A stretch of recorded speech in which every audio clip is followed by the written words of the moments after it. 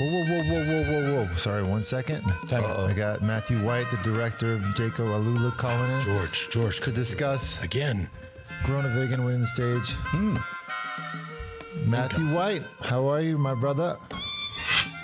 I'm doing very good, mate. Very, very good.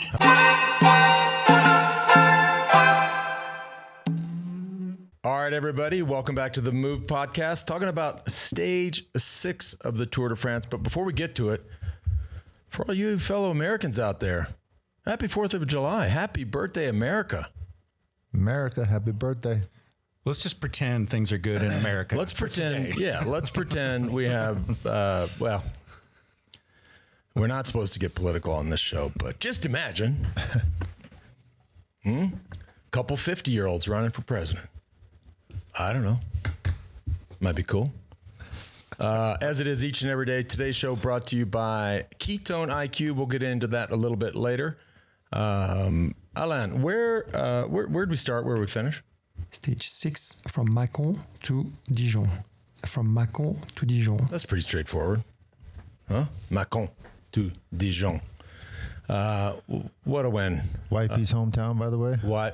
Yeah, she's there. Or she's not there. Her family's there. But she was very excited watching her hometown roads on TV. What a win for Dylan Groenewegen. His story is complicated.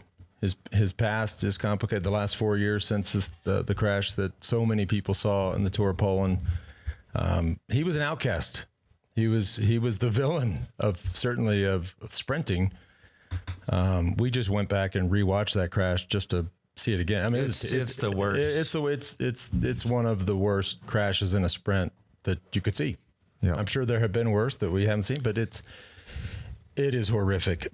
For those who don't recall, it was Groenewegen and Fabio Jakobson on the right side, and Groenewegen pushed him into the barrier just as they're crossing the line. Mm-hmm. So he just hit solid objects, like with his face, basically. Yeah. And they had to put him into a medically induced coma, reconstruct parts of his probably face. One of the worst crashes. And there was issues with the barricades that may or may not been that safe.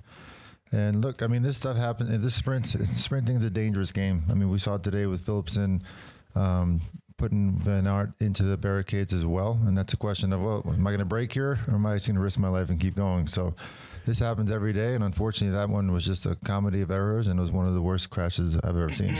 But he faced a multi-year ban, and then just the stigma around that crash. He couldn't find a team, and he was getting death threats, I think. Yeah, of course. Yeah. I mean, you think about those countries that they come from. I mean, cycling is the number 2 sport, right? I mean, in our sport, in our country, cycling's like number 20. I mean, in Belgium, Holland, it's the number 2 sport behind soccer. Mm-hmm. I mean, he was, but look, good on him, man.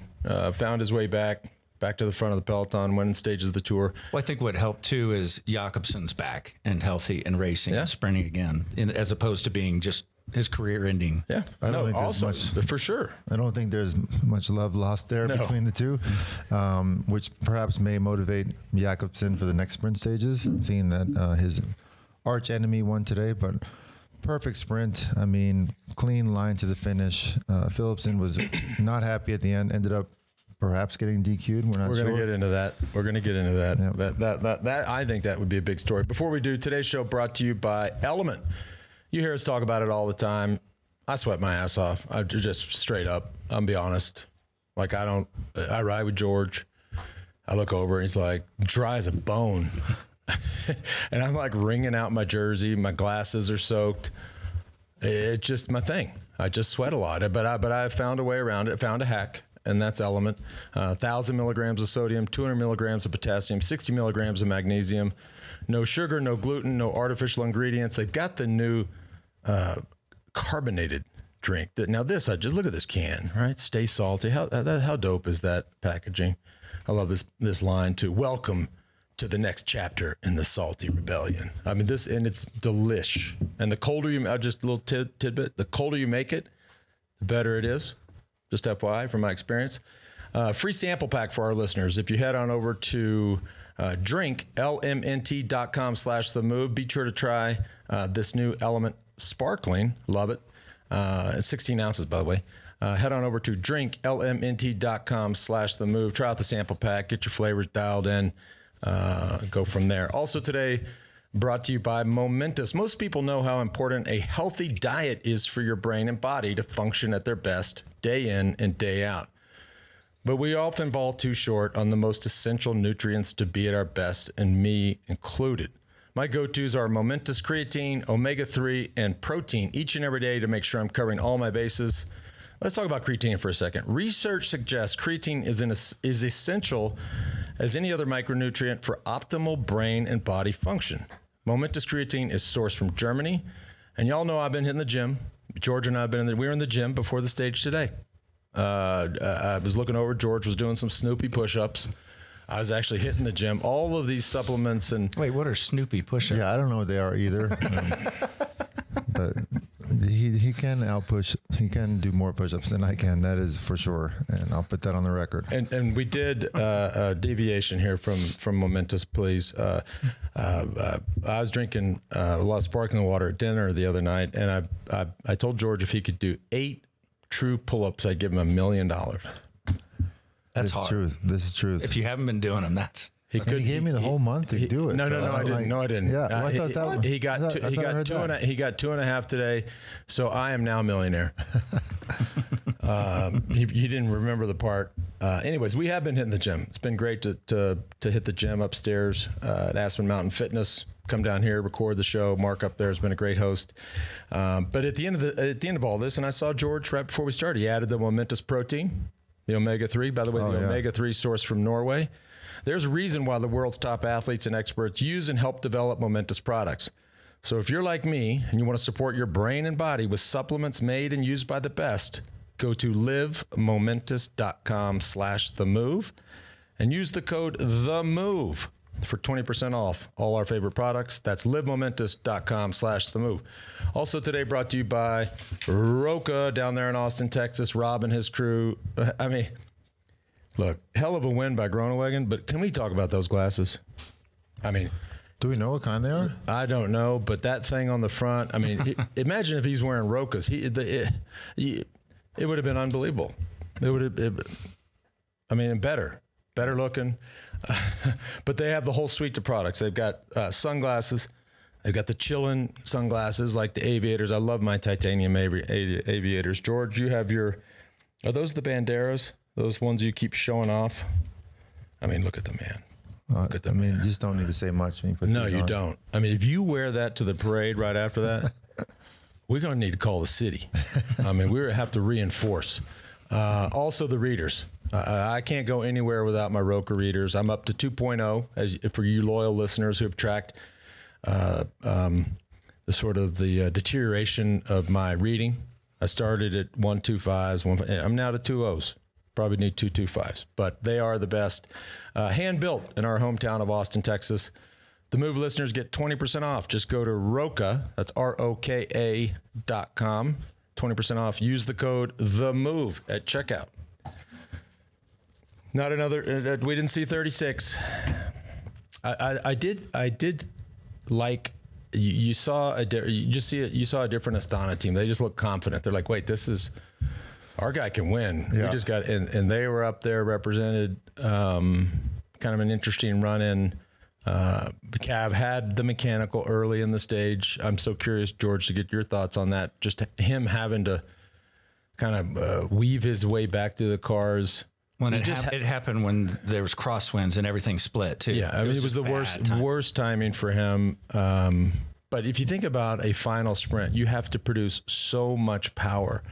And just any effort earlier in the stage, you have to imagine that that's just taking watts away from you. Just bad luck. Also interesting just to see a stage and we're like, wait, we didn't make world history today? We didn't make any sporting history? Well, that's the thing. I mean, yeah, like you said, mechanical. There was Visma Lisa bike on the front, putting it. Whoa. Sorry, 1 second. I got Matthew White, the director of Jayco-Alula, calling in. George. To discuss. Again. Groenewegen winning the stage. Matthew White, how are you, my brother? very good. I bet you are. I bet you are. Congratulations. That was a pretty amazing victory. No, thanks very much. No. I mean, look, we knew Dylan has speed, but, these sprints are so hectic. It's all, crossing the finish line first is half the battle. It's the execution to get within that last 200 metres is the tricky part. Yeah, for sure. So everything went pretty smooth in terms of the stage today. It looked like there was some crosswind, some wind. I mean, you guys were under control the whole day. Yeah, you know what it's like when everyone knows it's windy, when everyone knows there's potential for crosswinds at a tour, the GC teams make it nervous, and it just was fast all day. So we stayed patient, stayed out of trouble, and then they executed it very well. Yesterday we made a mistake yesterday, and we had a really good debrief yesterday, and actually Dylan put his hand up and said, "Look, it's my fault. I should have followed you here. I took a couple of easier options." Yeah. And actually, the night before, he had a real rough sleep. We were staying at 1,850 metres, and Dylan lives at about -1 metre below sea level. Yeah. And he struggled. He had a real rough sleep up high. But he's a great leader, and he puts his hand up when he never points fingers. He's really good and constructive around the sprint group. And yesterday he admitted he made a mistake, and the boys rectified it today. Yeah, talk about that, because it's kind of interesting, especially these last few sprints, where typically today we saw Van der Poel leading out Philipsen, but in the last few sprints we see all the teams together. But then with about 2K to go, 1,500 minutes to go, it's kind of like everybody is sort of on their own, just looking for their own hole. What's going on there? What do you think is happening there? I reckon, George, because the talent, the talent is so spread out amongst teams that no team is strong enough to really boss these finals. Yeah. And there's certain pinch points. A lot of guys can get into that 2K to go, sort of props. And then, as like you said, there's, Cav didn't get a lead out yesterday. Groenewegen didn't get a lead out the first day, and actually nor did Dylan today. Yeah. But keeping his sprinter fresh and giving him open wind. Dylan's not a guy who takes a lot of risks on the barricade, or a lot of risks through the bunch. Whereas if you Philipsen and a couple of other guys, or your Gavirias have incredible skills and will take those risks. So for us, giving Dylan fresh air, as fresh as possible, is the best way for him to win. Yeah, and it looked like the road sort of narrowed up a bit after those couple of roundabouts, which makes it a bit safer. It makes it lined up more. And like you said, if Dylan's up there on a good wheel and just has a straight run in, I mean, shit, he won pretty convincingly there. It was fun to watch. You guys gonna have? Yeah, it was, mate. And we go ahead. We've changed a few things. We've changed a few things from last year. So when Dylan came to the team, he's an 80-kilogram guy who's built like a bodybuilder. And when he came to the team from Jumbo, he'd only ever ridden in flats before the Tour de France. Now I don't know. You guys understand what it's like preparing. You prepare in the mountains, prepare at altitude. You do the Dauphiné of Switzerland. Imagine if you're 80 kilograms and never doing a climb before you went to the tour. Yeah. So, this guy lives in Amsterdam. Yeah. So what's happened in the last couple of years is we wanted to make him a little bit more robust, and so we added some different rates in, and he bought a house down near Alicante, so he comes down and trains in the heat, and he can get on the climbs, and it worked for the first year. He won 2 years ago. He won a stage in the Tour, and last year he got a couple of seconds. But he finished the Tour with his best ever condition. But he came to us at the end of the year and he said, "Look, I'm really, really happy with my condition, but I just feel like I'm lacking that explosivity or that punch." And so we went back to the drawing board and we actually removed a couple of races that he did last year, and we actually knocked off a bit of volume in his training and just concentrated on what his natural ability is, and that's he's pure brute strength. Yeah. And it's paid off. And he's super air. Like, what kind of watts is he rolling out in that sort of sprint? Yeah. Or is that top secret info? 15 plus.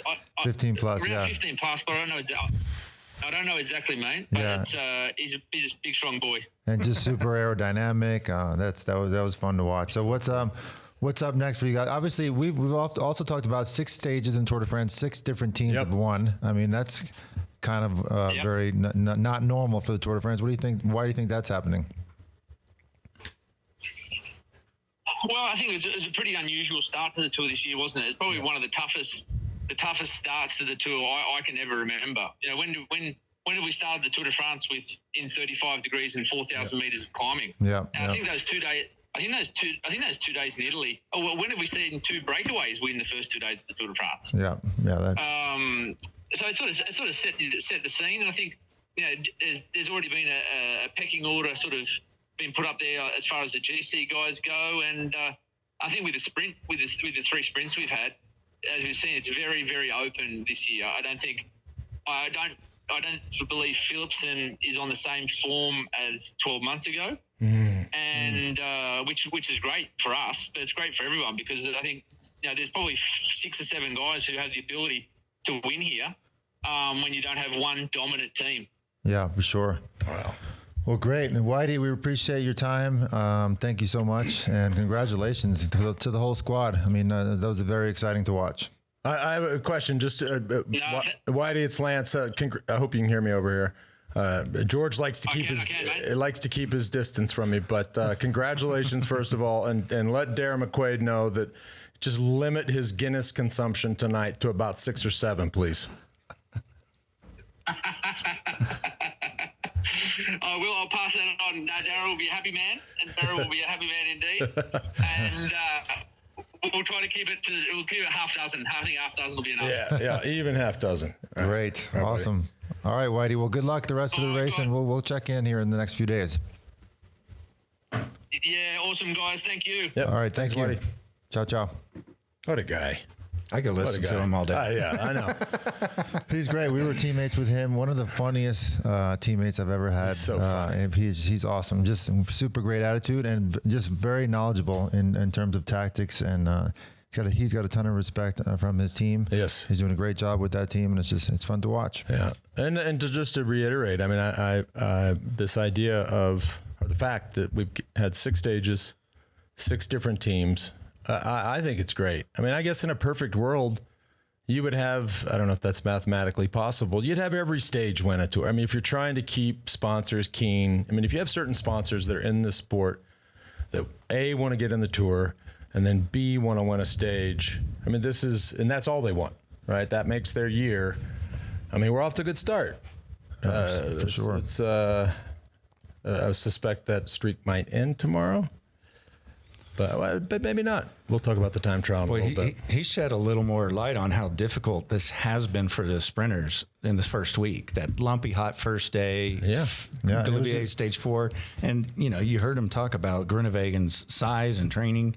They had to get over that to get this win today. Yeah, and we haven't, like he mentioned, it's really odd to not see the best sprinters in the world have at least one guy with them with 500 meters to go. We haven't really seen that, except for Van der Poel today, but all these guys, like he said, their team's keeping them fresh till about 2K. Then they're sort of on their own, and they got to find their way. We saw Cav do it yesterday, and we saw Groenewegen do it today. It makes for some exciting sprinting. We've seen a lot of Guilherme, who was right there again, and Arnaud Delis just seems to be right there. And as Lance has pointed out many times, to get the wins in the Tour, you get a lot of seconds and thirds. You do. I mean, I do think Delis wins a stage. I said that a few days ago. And there's a team that would love that's it's been a minute since that team has been at the front of the peloton in the Tour de France. So, but his point of, I mean, if we go back to our day, man, you'd have, right, if Cipollini was sprinting, he had 5 guys lined up. One would go, he'd peel off. The next one would go, he'd peel off. And then all of a sudden you just saw Chippo sprinting.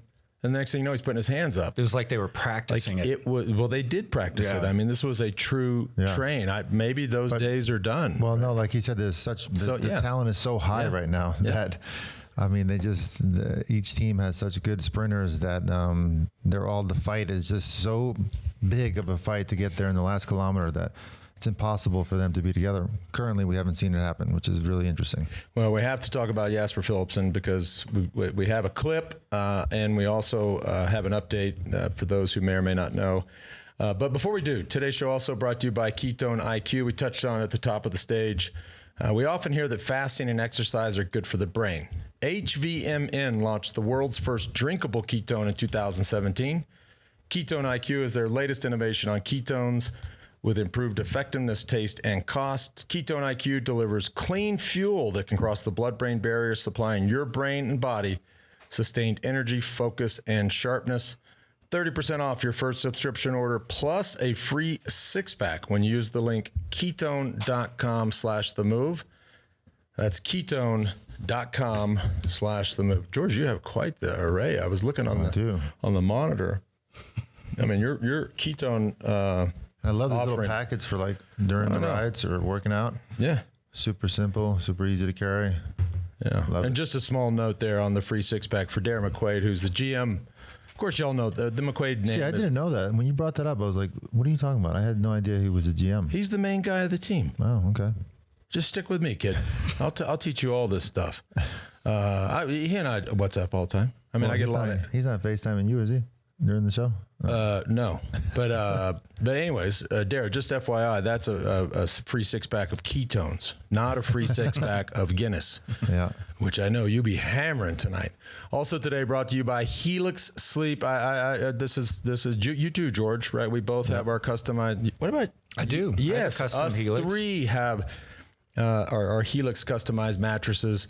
The Helix lineup offers 20 unique mattresses, including their award-winning Luxe and Ultra Premium Elite collections. The Helix Plus, a mattress designed for big and tall sleepers, none of us here. And the Helix Kids mattress, designed for growing bodies and endorsed by child sleep experts. What parent doesn't want their kid to sleep a lot? Well, all right. This might be a little hack for you folks out there. Got little babies? Get that Helix Kid Sleep. It's real easy. You go on, you take a 2-minute quiz. You talk about the characteristics of your sleep, what makes you, what you like, don't like, et cetera, et cetera. And your personalized mattress is shipped straight to your door free of charge. Shows up in this little box. You're like, there's no way there's a mattress in this box. Well, and then you open it, and it's like, bow. And then there's a mattress. It's insane. Plus enhanced cooling features to keep you from overheating at night. Helix is offering up to 30% off all mattress orders and 2 free pillows for our listeners. Go to helixsleep.com/TheMove. That's helixsleep.com/TheMove. That's their best offer yet. Anywhere on the web or podcast or anything. Yeah. By the way, the pillow thing's a big deal. All right. I'm telling you, we were in Paris. This is a true story. We were in Paris 3 weeks ago, and we got an Airbnb. Nice place. I was like, oh, this is dope. And they were the shittiest pillows in the history of the world. I was like, this is such a great place. And the pillow was like sleeping on a pack of M&Ms or something. I'm like, this is not working for me. It makes a huge difference. So take advantage of the free pillows. Hey, George, I have a question for you. What's up? What can you buy for $1 right now? It's a serious question. That is a good question. I have no idea. Probably not much. Like, seriously. You don't know? Okay. Well, here's the deal. So the Feed, right? Our friends over at the Feed, they have the largest online marketplace for sports nutrition. They are offering customers 10 SIS gels for $10. See what they did there? 10 times 1 equals 10, which if you're not great at math, that's a bucket gel, right? So yeah, that is an insane deal. Those gels are really good. That's a crazy deal. It's a killer deal. And a little birdie actually just told me that the Feed sent some SIS gel to Cavs team. I wouldn't be surprised. Who's got the scoops now for these sprint stages? Just go on over to thefeed.com and you'll see all the deals on the home page. That's thefeed.com. Let's pull this Phillipson. Before we run this, I like this guy. I like his energy. I like this dude is intense, right? He's intense. If you've watched him race, he's intense. If you've watched the Netflix series, he's intense. He has a swagger about him. He's got a great team. Today he had probably the ultimate lead out guy, doing a great job for him. But initially, and I stress the word initially, it was only good enough for second. Here's his reaction after the finish.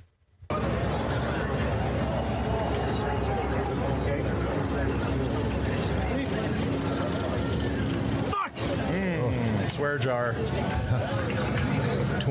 20 bucks in the swear jar. Now that reaction, I wasn't standing there, so I don't know, but I suspect that was right after the finish. His frustration with not being able to win, I don't know, some minutes later, 5 minutes later, is then disqualified for what I think questionable disqualification. Agreed. I don't think his interaction with Wout van Aert was that nefarious. Nonetheless, the commissars disqualified him, so he doesn't get second, right? So you say, well, so what? He wanted to win. He didn't win.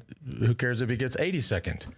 I went back and looked, and I don't know that I got this right, but here's the guy who dominated the green jersey competition last year.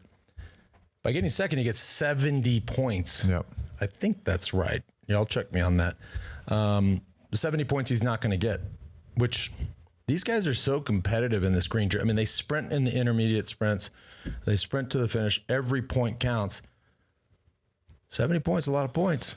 Yeah, especially with the battle being so close between him, Mads Pedersen, Dylan Groenewegen. I mean, that's going to be a tough battle. And did you just say how much he won by last year?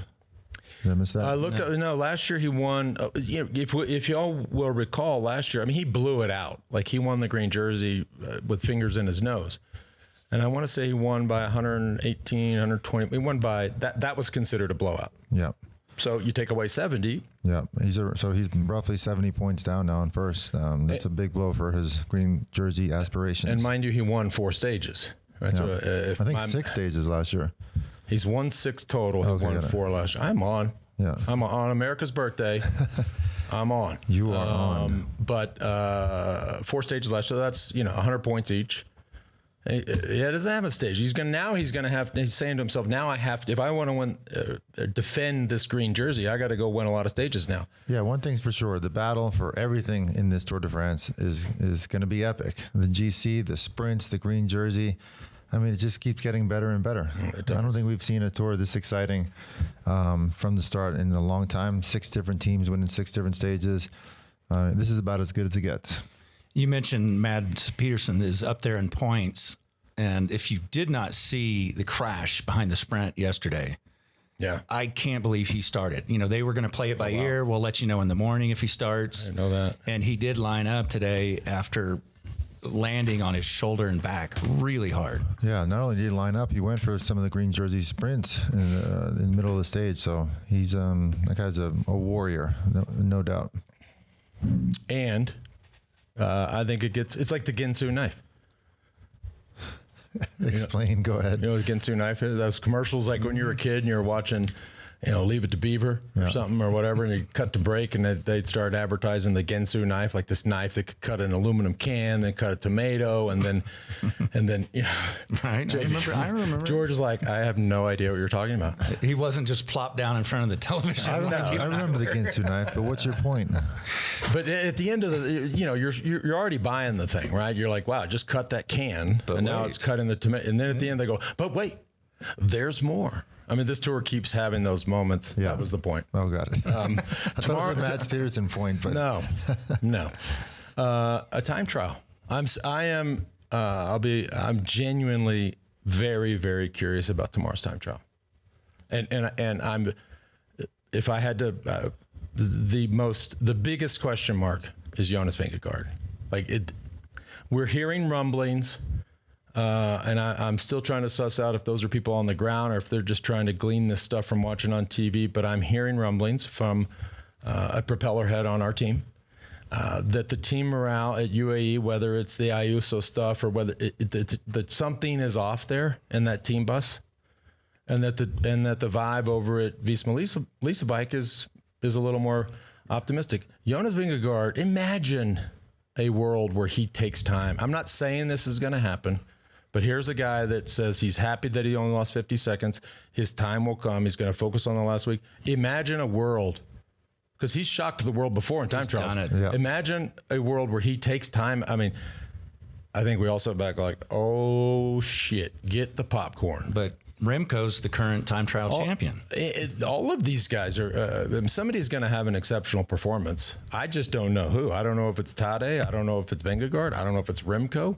I mean, if you remember last year's time trial, he completely dominated the time trial. So let's just say he's off of that level. I mean, he still could potentially be on par with Pogačar or perhaps even beat him, even at a bit less of a level than last year's time trial. So it's going to be a very, very exciting stage. And then, of course, we have Remco Evenepoel, who's one of the best time trialers in the world that hasn't won a stage yet, that is feeling very confident, has won several time trials already this year. I mean, this is going to be a really cool battle to watch tomorrow. Yep. But it's pretty flat. Doesn't that favor Remco of the three? You would think, but all of these guys who climb better than anybody in the world, they can ride flat time trials. I mean, they are so small, their positions are so dialed. They don't have to generate a ton of watts to move that entire package through the air. They can all ride flat time trials. You don't have to be a Filippo Ganna to win this time trial, who, by the way, is not in the race. He's focusing on Olympics. Yeah, right? Which he should. But they can ride this time trial easily. Something interesting to watch for that Johan shared on JB Squared is that, Pogačar's in yellow. And yellow means you get, the organization issues you the skin suit. Yep. His team skin suit, they say, can save a second a kilometer. Which is, and he's going to lose that if he wears the official skin suit. At the time trials, 25 kilometers. So it's 25 seconds. By the way, while I got you, Tour de France time trials need to be longer. I mean, right in our day, we did 2 50-kilometer time trials, 2 times 50. We don't need 25 kilometers. They need to be true tests of time, and as they call it in cycling, the race of truth. But based on what you said and the math, that would be 25 seconds. So now he's stuck with what might be a neutral skin suit. And his teammates get to wear the good skin suit and gain time. Let's talk about that. Vingegaard gets to ride. Back in the day, didn't you guys have your yellow jersey skin suits made by our provider? Or did you use the Tour de France skin suit that they gave you? I feel like you had them made just in case you were in yellow for the time trials. No. Well, no. Nike provided our clothing, which was built by Giordana. And Nike sponsored the yellow jersey. So all of the jerseys, skin suits was also built by Giordana. So there was no advantage in terms of aerodynamics, but there was an advantage because when you put it on, you're using a Giordana skin suit. So you're like, or a jersey or whatever. You're like, this feels familiar to me. Yeah. So, but that was so long ago. Nobody thought about, well, gosh, this skin suit. If you'd have told us back then that you're going to get a second a kilometer with a skin suit, everybody raised their hand. Yeah. But so the question was, Johan proposing that Johan says that he ride just put on your own team issue and line up. I think. Well, then I think that'd be a huge mistake. Well, not only that, but they can be disqualified. I know that. Our good friend Andy Schleck is the promoter of Tour Luxembourg. He had an issue last year with one of the riders showing up with their team skin suit that was leading the jersey, and they have an obligation to wear the leader's jersey, which is promoting the sponsors of the actual race. So essentially, ASO can say, you don't race in our skin suit, we can disqualify you. Doesn't mean it's going to happen, but I think they have the right to do that. Because it's got their spot, like the bank. Correct. And all that. Yep. Yeah, because Johan brought up a scenario where it had 2 banks on the same jersey in the past. Yeah. Well, it's one of those things you better, you're scared to ask, because if you ask, they say, well, if you do that, we're going to disqualify you versus just go and do it and beg for forgiveness. He's going to show up in the tour-provided skin suit tomorrow. Yep. It's my sense. And he'll do just fine. A couple of fun things. Anybody else that watched the Peacock coverage of the Tour Day? You see, when they were talking, they were sort of rehashing the Cav victory. They were showing people who, they showed a bunch of clips of folks that just bet against the man. One of which is our man, Johan Brunel. I tell you what, that made my day. Folks, Johan Brunel on Peacock, smartest man in the sport. I was like, hell yeah. Hell yeah. I texted Johan right away. Oh, you did? I was going to say. Johan, you got any words for me? I don't even know if he knows that, but. Are we not showing that clip? Or I guess not. Listening to it? Or we'll set this up before they roll it. Oh, so. This is the second fund clip. Yeah. Cav came to visit us for my Gran Fondo a couple of years ago, and we had a fun time in my garage. He was teaching Luca, my youngest son, how to sprint in my garage. So check this out. Next line, yeah. And we raise to that line there, okay? You get ready to stop before you walk. He's on like a little push bike. Yeah, he's on a Strider bike. Strider. Start line, don't give yourself a disadvantage. Winning is everything. Remember that. Winning is everything. When people say it's taking part, it's not. Right? 1, 2, 3, 1, go. Oh. Go, Zach, go! Oh, he gets it. Yeah, look out. That's nice. High five. Love it. Nothing like kicking the goat's ass in the garage. I mean, that's something. Yep. I tell you, heads up, grabbing the camera on that one, George. This is the kind of stuff. Actually, I don't think I filmed that one. Doesn't matter. Yeah, but you have it. And my good buddy Clay sent that to me last night. So thank you, Clay. Yeah. Here's a little Ventum trivia. We're going to give away a brand new NS1 road bike at the end of the tour. You can enter for free every day. Yesterday's question was, what sport did Primož Roglič do before cycling? That, of course, was ski jumping. If you want to see something gnarly, go to YouTube, search Primož Roglič ski jumping. Yeah. No, nasty. I think it was one of the early stages. They went through some part of the world. It was in the tour, and the helicopter flew right over or right sort of down the ski. So you can see one of those ski jumps from the ground. You're like, I'm probably out on that. Well, the perspective of what it would be like looking down on it. Oh no. Oh no, no, no, no, no. Oh no, I'm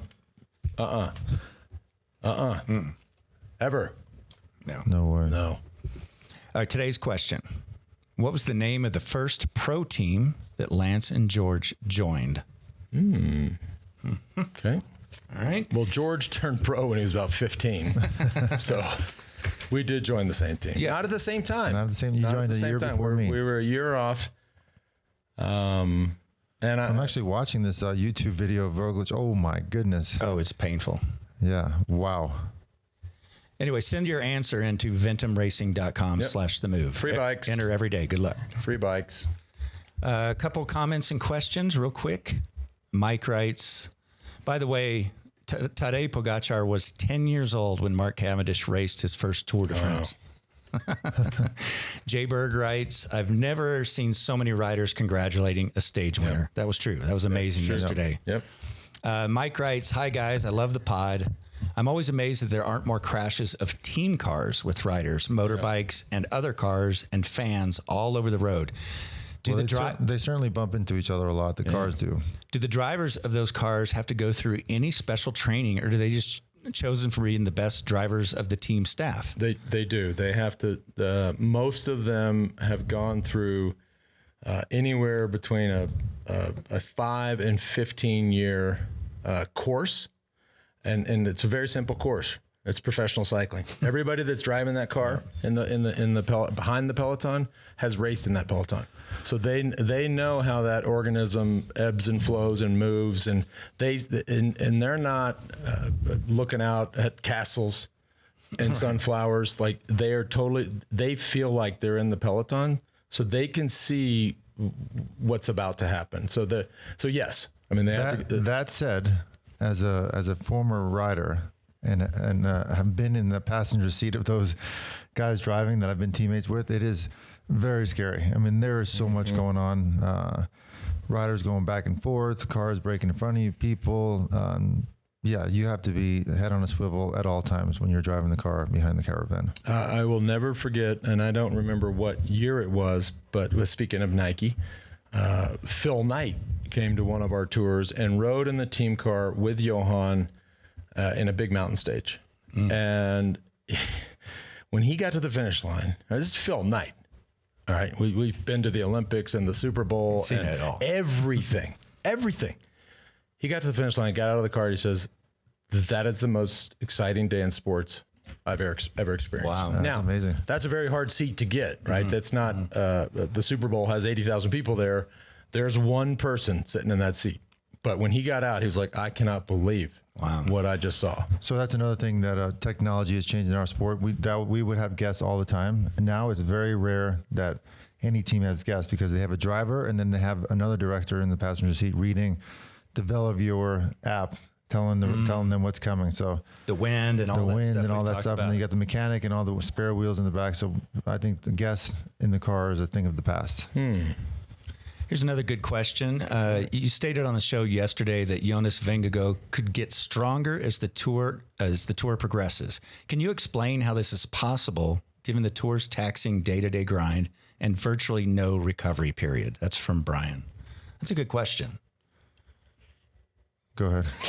Because George wants me to answer because he's clear. I was reading something. You're reading like TMZ over there. Or something. What are you reading?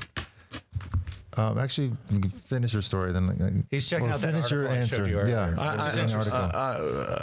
I mean, I just think his crash was such a setback. We don't know. He didn't race between the crash and the tour. You just have to. You obviously did some specific training, but he has to be banking that the second half that you ride into it. I mean, I know it sounds crazy. Well, I'm going to use the first half as training, and I'm going to build upon this. When you come in behind, which he surely did, then you have to build on that. A lot of people that listen to the show and are fans of you guys might remember Jan Ullrich was classic of riding into form in the tour, right? He'd come in a little off, but then he would get stronger as it progressed. The big difference is Jonas Vingegaard, and as much as I love Jan, I love him more than George. That's not true. It's a close race, but George wins. But that was a weight issue. Yeah. So there, yes, you're riding into it, but you're also trying to lose weight, inevitably losing weight.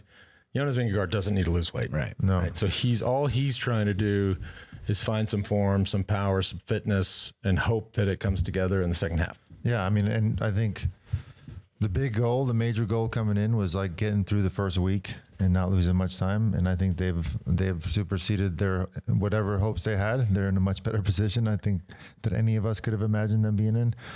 So I personally think it's just going to get better from here on out. And I can't wait for tomorrow. Yeah. Even if he's even time with Pogačar, that's a huge win. And if he takes time, which I think is, I think will be hard to do, but if he does, buddy, we got a race on our hands. I think it's a very good day to watch your audio feed for the Move podcast, because you can catch outcomes and see what Johan and Spencer think is going to happen in the time trial tomorrow. Yeah. A really good chance. Most of you are listening to all the shows, I've noticed, but if you have not caught outcomes, it's in the same Move feed, and they have a little bit of a different insight into stages like tomorrow. And then we'll also see the top teams, the UAE, Visma Lease Bike, like how many of their guys are actually going to go 100%, which will be interesting. My guess, Visma, just two guys, Jurgensen and Jonas, but UAE could be like 4 or 5 guys going full gas. Which we're always like, if you're not going for the GC, let's try to recover on these days. Yeah. So that'll be interesting, I think. Okay. All right. Send to questions, themove@wedo.team. All right, everybody. Thanks for tuning in. And happy again, 4th. Yeah, happy 4th. America's birthday. All right, everybody. Thanks for tuning in. Hold up, one more thing. What's up? The Move team wanted to give you a little 4th of July present, since you're always wearing those silly fanny packs. We'll get you. They're very handy. I got custom one. Stop. LA. You've got to be shitting me. It's almost like it's my birthday. What? For those just listening, it's an American flag fanny pack. Stars and bars fanny pack? Yep. I don't know about the zippers. I would wear I might have to modify this stuff, but wow. I might have to borrow that for the parade today. You should. I will let you, since I will not be there. I'll be at home reading scripture. Anyways, thanks for tuning in, everybody. See you all tomorrow for Time Trial.